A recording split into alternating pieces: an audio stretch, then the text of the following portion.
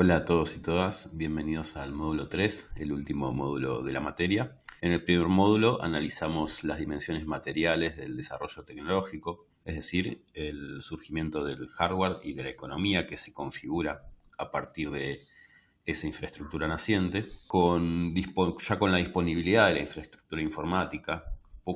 Vimos cómo se fue construyendo una infraestructura digital que permitió, a su vez, el desarrollo de una economía, si se quiere, mucho más inmaterial, es decir, basada en servicios.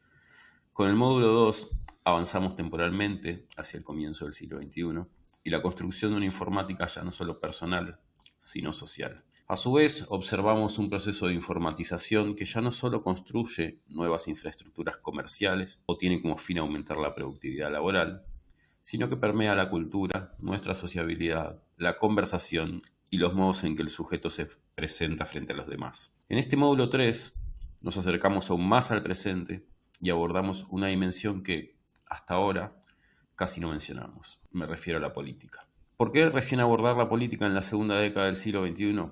Bueno, porque hasta hace 15 o 20 años, si bien ya contábamos con una infraestructura digital global, la economía se había transformado y la sociabilidad cambiaba de forma acelerada. La política, es decir, la participación ciudadana, la comunicación política, la conversación pública, los partidos políticos y la democracia, todavía conservaban mucho del siglo XX. Por ejemplo, Facebook se abre al público, pasa a estar disponible para el público en el año 2006. Y esto va a transformar la vida social de las personas a escala global. No hace falta que lo explique, todos hemos experimentado ese proceso. Sin embargo, la política llega tarde, llega unos 10 años después. Las primeras preguntas que el Congreso de Estados Unidos le hace a Mark Zuckerberg son recién en 2018, una vez que la política constata cómo es que las redes sociales pueden impactar en la democracia. Lo que se gestaba mientras buena parte de la política miraba para otro lado es lo que Carlos Scolari llama la guerra de las plataformas. Esta guerra define el escenario de los últimos 10 años, donde la política, y ahora sí, cambia y se entrelaza aceleradamente con lo digital. Scolari habla de guerra, pero no se refiere solo a la competencia comercial por usuarios o mercado. Es algo más profundo. Plataformas como Google, Meta, Amazon, Apple o TikTok disputan en múltiples frentes el control del ecosistema digital. Y cuando decimos múltiples frentes nos referimos al técnico, al económico, obviamente, pero también al cultural, al regulatorio y desde ya al político. El campo de batalla no siempre es evidente. No son solo los productos, como decíamos recién, sino los estándares, las APIs, los ecosistemas de desarrolladores, los formatos de datos y los sistemas de moderación. En definitiva, no compiten solo por vender, sino por definir las reglas de juego. Por otro lado, la guerra no se gana solo en el mercado, como decíamos recién, sino en la capacidad de imponer marcos de gobernanza, hábitos de uso y lo que Scolari llama lock-in cultural. Esa fidelidad estructural que mantiene cautivos a los usuarios dentro de un ecosistema y que incluso obliga a los gobiernos a adaptarse. Hoy, quieran o no, todos los políticos hacen política desde Instagram y desde Twitter. Como dice Scolari, la guerra de las plataformas se libra en múltiples frentes, desde la batalla por los estándares técnicos hasta la construcción de hábitos culturales que aseguran la fidelidad del usuario, ¿sí? Tal como vimos en el módulo 2. Por eso, estas plataformas ya no son simples empresas privadas, sino que son actores globales con peso geopolítico, capaces de definir cómo circula la información, y con ella la cultura y la política. Si Scolari nos mostró la guerra entre plataformas, Taina Bacher nos va a invitar a mirar en el interior, ¿sí?, de estas plataformas, en el poder de los algoritmos. Su punto de partida es claro. Los algoritmos son actores políticos, esa es su hipótesis. No son neutros ni puramente técnicos.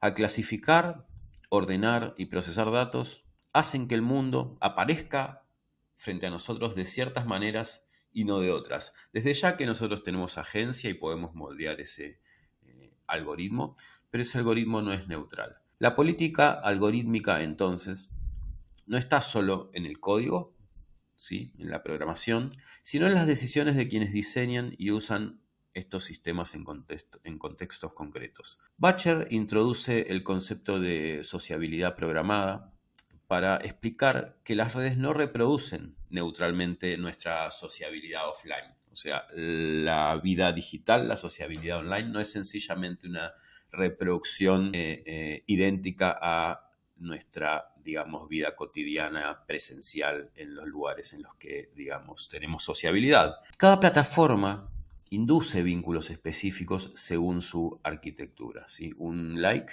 una reacción, un retweet, son gestos preconfigurados por el sistema que delimitan cómo nos relacionamos.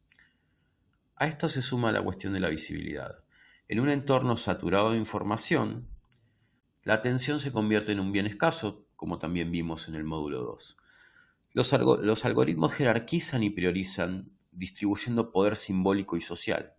Algunos ganan exposición, otros quedan ocultos. Así, los usuarios aprenden a adaptarse a la lógica algorítmica para no caer en la irrelevancia. Si para Marx lo que definía la estructura social eran las clases, y si bien éstas no dejaron de existir, aparece en el siglo XXI un nuevo criterio de diferenciación, ranking y reputación social. En síntesis, los algoritmos no solo organizan información, sino que organizan el mundo. Determinan qué vemos, qué ignoramos y, en buena medida, cómo pensamos nuestras relaciones, nuestra vida pública y, fundamentalmente, cómo estructuramos la sociedad. Si con Butcher vimos que los algoritmos no son neutros y que definen la cancha de la política contemporánea, Giuliano da Empoli nos muestra quiénes aprendieron a jugar mejor en ese terreno. Y acá hablamos de un texto que tiene un carácter muy distinto a los que vimos hasta ahora. No es un texto de carácter académico, sino que es más bien literatura, ¿sí? Lo que produce Da Empoli. Da Empoli va a hablar de los ingenieros del caos, estrategas que explotan la lógica algorítmica para viralizar mensajes cargados de bronca y emociones negativas. El enojo, para Da Empoli, es central porque se adapta perfecto a los algoritmos. Genera interacción inmediata, polariza y circula mucho más rápido que cualquier argumento racional. Así, la política ya no solo se juega en el Parlamento, por ejemplo, sino en el feed de las redes sociales, donde gana quien mejor entienda cómo hablarle al algoritmo. Y, desde ya, a un ciudadano que ha cambiado como tal. En los últimos años, Da Empoli no fue el único en señalar el vínculo entre política digital, emociones violentas, enojo, insultos, ¿sí? Sino que muchos autores hablan hoy ya de una polarización afectiva. ¿Qué es lo que intentan describir con esto? Bueno, describen cómo es que las emociones dominan la esfera política. Estos enfoques son valiosos, pero también algo limitados. Parten de la idea de que con lo digital todo es novedad, todo es nuevo. ¿Sí? Lo mismo ocurre cuando se discute sobre las fake news, ¿sí? Como si la manipulación mediática, la violencia simbólica o las pasiones políticas hubieran nacido en el siglo XXI con las redes sociales. La verdad es que la contienda política siempre estuvo atravesada por emociones, por mentiras, por intereses, por violencia. Lo que cambia con las tecnologías digitales no es la existencia de estos fenómenos, sino su escala, su velocidad, su expresión y la forma obviamente en que se distribuyen. Por eso, el primer desafío es analizar la política sin caer en el mito de la novedad absoluta. El segundo es reconocer que el espacio digital no está monopolizado por emociones negativas.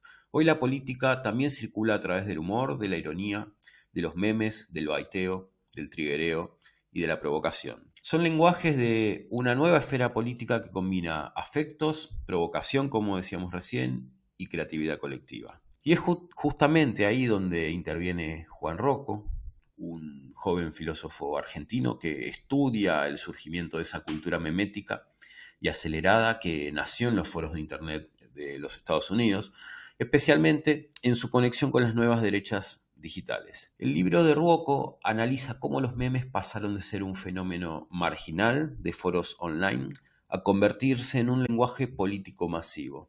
Ejemplos como la campaña de Donald Trump muestran que los memes son hoy un recurso clave para instalar temas, emociones y relatos. La clave es que comunicar para Rocco es memificar. En la cultura digital, los mensajes más efectivos no son los más largos o elaborados, sino los que condensan en segundos una mirada del mundo.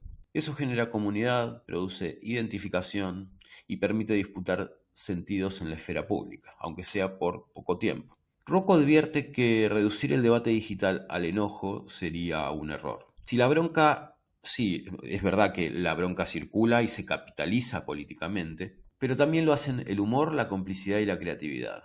Los memes son parte de esa dinámica. Muestran que la política se juega tanto en la indignación como en la risa compartida. Quienes comprendieron con mayor agudeza esa forma acelerada de hacer política digital, que combina nuevas formas de humor con emociones que podríamos llamar negativas y códigos visuales propios de la cultura streamer, han surgido en los últimos años desde la juventud y la derecha. En ese sentido, Ruoco es uno de los primeros en estudiar el surgimiento de esa cultura memética y vertiginosa en los foros de Internet en Estados Unidos y su conexión con una nueva derecha juvenil. Para estas derechas digitales, los foros se convirtieron en un verdadero laboratorio ideológico, donde fusionaron aceleracionismo tecnológico con una crítica feroz a la democracia y a la igualdad.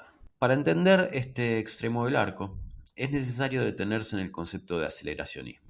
Su idea central es que ni el capitalismo ni la tecnología deben ser contenidos o regulados, sino más bien llevados al extremo. Aunque el origen de esta idea es marxista, ¿sí? La idea de que el capitalismo, al agudizar sus contradicciones, abriría paso a algo nuevo, en los 90 el término se resignifica en clave tecnológica y cultural. Así, el aceleracionismo, fundamentalmente en Inglaterra, va a adoptar dos vertientes, una de izquierda y otra de derecha. Mark Fisher, uno de ellos, en su libro Realismo Capitalista, sostenía que el capitalismo se vive como un horizonte sin alternativa, ¿sí? Un sistema que absorbe incluso su crítica, ¿sí? Y que acaba con toda esperanza de cambio. En ese marco, el aceleracionismo aparece como una provocación. Si no hay afuera de este modo de producción y difusión de la cultura, llevemos el sistema hacia su implosión y veamos qué sucede después.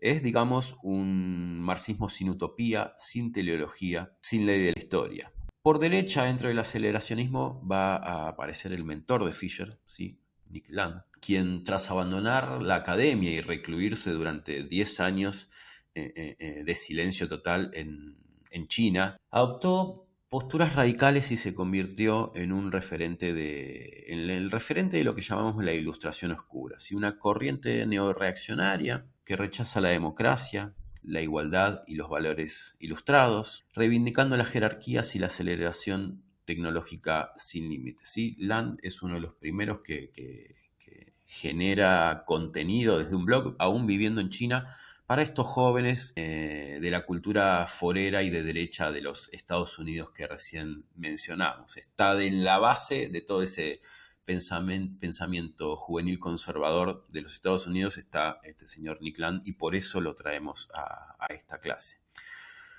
Para Land, la tecnología es una fuerza autónoma, ¿sí? Avanza según su propia lógica, desbordando cualquier intento de regulación política. Es inútil regular la tecnología. La democracia liberal, para Land, es vista como un dispositivo lento y obsoleto, incapaz de gobernar la aceleración que estamos viviendo. Entonces, si hasta acá vimos cómo la política se reconfigura en torno a las plataformas, los algoritmos y las emociones, Land va a ir un paso más allá. Para él, lo digital no es un medio, sino un destino, ¿sí? Una fuerza autónoma que arrastra a la política hacia un futuro postdemocrático. Si bien es una corriente de pensamiento filosófico, la de Land y Fisher, un tanto extravagante, ¿sí? Land es un tipo al que echaron de su universidad en Inglaterra y se recluyó en China para elaborar un pensamiento, digamos, procapitalista y conservador extremo. Y Fisher es un filósofo también inglés que ha terminado por suicidarse hace algunos años. Más allá de lo extravagante del pensamiento de estos filósofos, ya en la década del 90 observaron esta tendencia a la aceleración del cómputo y por obvia consecuencia de la sociedad, y empezaron a decir cosas bastante novedosas que en ese momento sonaban raras, pero hoy comienzan a tener muchísimo sentido. Esto desde ya que nos lleva al debate sobre la democracia. ¿Está la democracia en peligro, como plantea Juan Ruoco en el título de su libro? ¿Está en crisis? ¿Estamos cerca de presenciar su defunción? Cuando surgieron Internet y la circulación global de información en tiempo real, predominaba un optimismo casi ingenuo, ¿no? Me refiero a la década del 90, principios, sí, década del 90. Un optimismo casi ingenuo en donde se creía que más información significaría más deliberación y por lo tanto una democracia más sólida. Sin embargo, el exceso informativo produjo el efecto contrario. La aceleración en la capacidad de cómputo desató los componentes afectivos de la sociedad en lugar de la divulgación de valores racionales, modernos y democráticos. En lugar de fomentar debates más racionales, lo que se impuso fue una dimensión emocional que, aunque siempre estuvo presente en la política, como dijimos antes, hoy adquiere una intensidad inédita. En este contexto, Juan Ruocco se pregunta si la democracia está realmente en peligro, o si más bien lo que atraviesa es una mutación en las formas de comunicar y de deliberar. En síntesis, Ruocco propone pensar la democracia no como un régimen en declive, sino en transformación, marcada por un nuevo repertorio comunicativo donde emociones, humor y velocidad reescriben las reglas del juego. Desde la ciencia política, claro está, también se planteó la pregunta: ¿están las democracias en peligro real de desaparecer? Y allí tenemos un libro que fue muy leído en su momento, de Levitsky y Ziblatt, dos politólogos, quienes plantean que las democracias rara vez caen por golpes militares o por rupturas abruptas, sino de manera gradual, cuando los líderes elegidos democráticamente erosionan las reglas del juego desde dentro. En este sentido, advierte que lo que parecía impensado, la muerte de la democracia en sociedades consolidadas, es hoy una posibilidad concreta. Daniel Innerarity, un filósofo vasco, ¿sí? Que viene de la tradición de la escuela de Frankfurt, discípulo de Jürgen Habermas, nos propone una mirada distinta sobre el mismo debate. La democracia, nos va a decir, no está muriendo, sino que se está complejizando. ¿Sí? Es una mirada un poco más esperanzadora, si se quiere. La sociedad actual es más diversa, más fragmentada, más interconectada que nunca. Y en ese contexto, el problema de la democracia no es su desaparición, sino el hecho de que queremos gobernar esa complejidad con instituciones políticas que vienen del siglo XIX. Esas tecnologías políticas, esas instituciones del siglo XIX, están desactualizadas para un mundo que ya cambió. Por eso, Innerarity dice que la democracia sigue siendo la forma de organización central. Incluso los líderes políticos que desprecian las instituciones democráticas necesitan legitimarse a través de mecanismos democráticos, ¿sí? Como las elecciones. El desafío, entonces, no es defender una democracia que estaría en agonía, sino reinventar sus instituciones y sus herramientas para que sean capaces de lidiar con la complejidad de nuestras sociedades actuales. Ahora, si hablamos de democracia, tenemos que hablar también de inteligencia artificial, ¿no? Una tecnología de la que, es verdad, hablamos muy poco en este curso, pero que obviamente supone desafíos para la democracia. En un módulo previo hablamos de la automatización del trabajo y en términos de automatización la inteligencia artificial nos ubica en otro plano, en otro nivel, tanto de la automatización del trabajo como de otras facultades humanas que se pueden automatizar. Entonces, si se automatizan nuevas habilidades humanas que antes no se podían automatizar, ¿qué pasa con la política? Puntualmente, ¿qué pasa con la democracia? Si seguimos nuevamente las ideas de Innerarity, en su obra más reciente, este autor nos dice que tenemos que dejar de pensar la automatización como un fenómeno estrictamente técnico, debido a que estamos frente a, como decíamos recién, la automatización de procesos humanos más complejos que redefinen, entre otras cosas, el lugar de la decisión humana, y esto es importante, la decisión humana. En muchos casos, desplazando esta decisión humana hacia procedimientos algorítmicos que no son ni neutros ni transparentes, como también ya vimos. El peligro no es que la inteligencia artificial piense mejor que nosotros, sino que nos acostumbremos a no decidir, básicamente a que piense por nosotros y decida. Con la inteligencia artificial estamos ante un salto cualitativo, no solo ante un aumento de datos, de eficiencia o de capacidad de cómputo. La inteligencia artificial transforma la manera en que concebimos la representación, la responsabilidad, la legitimidad y la acción colectiva, y ahí está el impacto y la relación con la política. Sin embargo, Innerarity elabora una tesis clara. La política no desaparece, no se automatiza, no se puede automatizar la política con la inteligencia artificial.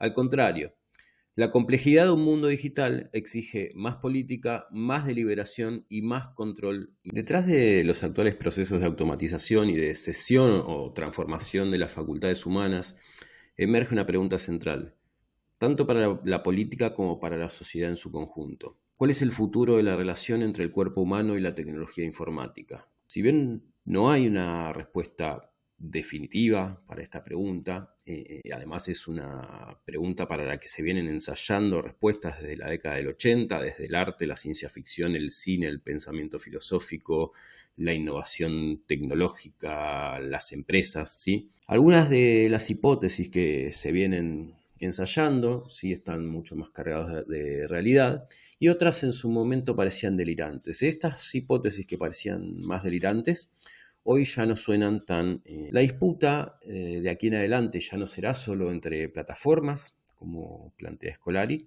ni se va a limitar a esto de captar unos segundos más en la economía de la atención de cada uno de los individuos. Lo que está en juego ahora es mucho más profundo, tiene que ver con el cuerpo humano, con la definición de lo que es un ser humano y de lo que entendemos por realidad. La tecnología ya, como sabemos, como vimos en el módulo 2, no está fuera de nosotros, sino que está en nuestra psiquis. Por eso sentimos ansiedad cuando no encontramos nuestro teléfono. Por eso chequeamos notificaciones cada 5 minutos. Y la pregunta aquí es, ¿cuál es la próxima fase de esa relación obsesiva entre cuerpo? En 10 años vamos a seguir sosteniendo un dispositivo en la mano durante tantas horas al día. Es un poco ridículo pensarlo así. Entonces, ¿cuál es la próxima fase? Algunas teorías señalan que estamos entrando en la etapa de la ubicuidad tecnológica, que es una etapa que obviamente ya estamos transitando, ¿sí? Es una fase donde la frontera entre lo humano y lo técnico comienza a difuminarse. Ya no sabemos bien dónde empieza una cosa y dónde termina la otra. Cuando decimos, por ejemplo, hoy es Siri o le hablamos a Alexa, ahí lo que tenemos es la tecnología en el aire. No sabemos bien dónde empieza y dónde termina. Se borra la frontera. O cuando percibimos amabilidad o empatía en la voz de una inteligencia artificial que finge sentimientos que no conoce, que no tiene, que no siente, estamos entrando en una zona gris. ¿Qué busca una inteligencia artificial generativa? ¿Qué busca ChatGPT cuando simula emociones? ¿Es solo cortesía programada para hacernos más sencillo y amigable nuestro trabajo? ¿O es una estrategia para generar un vínculo, para borrar esas fronteras entre lo que es un ser humano y lo que es la tecnología? ¿O para conseguir algo a cambio de nuestra percepción afectiva? Otras teorías un poco más descabelladas, pero que nuevamente hoy en día ya no lo son tanto, apuntan a la singularidad, ¿sí? La fusión total entre mente y máquina. Estamos hablando, obviamente, del futuro. Para entender esto, recomiendo los textos de Nick Bostrom o el capítulo 4 de la última temporada de Black Mirror, que es básicamente una metáfora de la singularidad tecnológica. La singularidad tecnológica supone que la inteligencia artificial en algún momento vamos a alimentar tanto con datos, conocimiento e información sobre nuestra vida, la inteligencia artificial, que en algún momento va a superar y desbordar el control humano para perseguir sus propios fines, ¿no? Hipótesis que ya conocemos de la ciencia ficción de la década del 80. Black Mirror, aunque es ciencia ficción, no deja de ser un estado de la cuestión sobre el desarrollo tecnológico en el futuro cercano, en este caso sobre la singularidad tecnológica y la computación cuántica en la última temporada. En la misma línea de la singularidad está el transhumanismo radical, ¿sí? Parecen ideas muy locas, pero son ideas que hoy están apareciendo muchísimo en el debate, digamos, en la decisión política. Por ejemplo, antes hablábamos de Nick Land, es un transhumanista, Elon Musk, otro transhumanista, ¿sí? Empiezan a aparecer estas ideas que antes eran descabelladas, ¿sí? En la cabeza de personas que tienen poder e influencia. Entonces, en esa misma línea del transhumanismo radical, que propone directamente la superación de los límites biológicos, cognitivos y del cuerpo del ser humano, ¿no? Nick Land es uno de los exponentes más extremos de este transhumanismo y sostiene que la tecnología debe avanzar sin frenos ni regulaciones, como veíamos la diapositiva sobre aceleracionismo. Lo que Land propone es que la tecnología siga su curso, que igual aunque querramos no podríamos frenarla, y que siga su curso incluso si eso implica la disolución de la democracia. Para Land, si la consecuencia de ese avance tecnológico es la unidad total entre cuerpo y máquina, entonces que así sea. ¿Sí? No hay nada que preservar, ni igualdad, ni humanidad, ni lentitud, ni democracia, ni desde ya, como decíamos recién, cuerpo humano. En este escenario, la pregunta por la relación entre cuerpo y tecnología ya no es técnica, es política, ¿sí? Pero la política institucional, como decíamos antes, ¿sí? Por lo general suele estar 10 años atrasada, ¿sí? La política institucional aparece atrapada hoy en día en la urgencia, absorbida por lo inmediato, sin tiempo, ni herramientas, ni lenguaje para formular preguntas de esta magnitud, ni ocuparse de las respuestas que estas preguntas requieren. Y el problema además se agrava porque no se trata de procesos planificables ni gobernables los del desarrollo tecnológico. Se trata de transformaciones anárquicas, globales, no desde el plano solo comercial o empresarial, sino también cultural, ¿sí? Las tecnologías informáticas se vuelven necesarias porque aumentan nuestra productividad, ¿sí? Porque las instituciones o nuestros compañeros comienzan a utilizarlas y no nos queda otra que incorporar esas herramientas, como en su momento fue el mail, internet y hoy en día es la inteligencia artificial generativa, ¿sí? Esas tecnologías se vuelven necesarias y al mismo tiempo tienen capacidad de expandirse en red de forma acelerada y global, ¿sí? La adopción es global y acelerada, no podés quedarte afuera. Son funcionales estas tecnologías a nuestra subsistencia, nos ayudan en nuestro trabajo y por eso no podemos quedarnos afuera, no podemos frenar ese proceso. Y como ya vimos en el módulo anterior, no solo organizan la economía, ¿sí? Nuestra vida laboral y profesional, sino que se entrelazan con la cultura, con la vida social y con la subjetividad. Y ahí está el corazón del problema, ¿sí? ¿Cómo gobernar eso? ¿Con qué tecnologías políticas? ¿Con qué instituciones? ¿Con qué legitimidad? Frente a este dilema, Innerarity nuevamente propone una teoría crítica de la razón algorítmica. Si no alcanza con detener el avance tecnológico, ni con moralizar o prohibir el uso de estas tecnologías, si no sirve de nada moralizar el modo en que esta tecnología avanza, sino que hay que pensar políticamente el rediseño institucional que la inteligencia artificial ya está forzando, ¿sí? Porque la pregunta central no es si la democracia va a morir, la verdadera pregunta es si vamos a ser capaces de complejizarla lo suficiente como para gobernar tecnologías que ya nos están gobernando.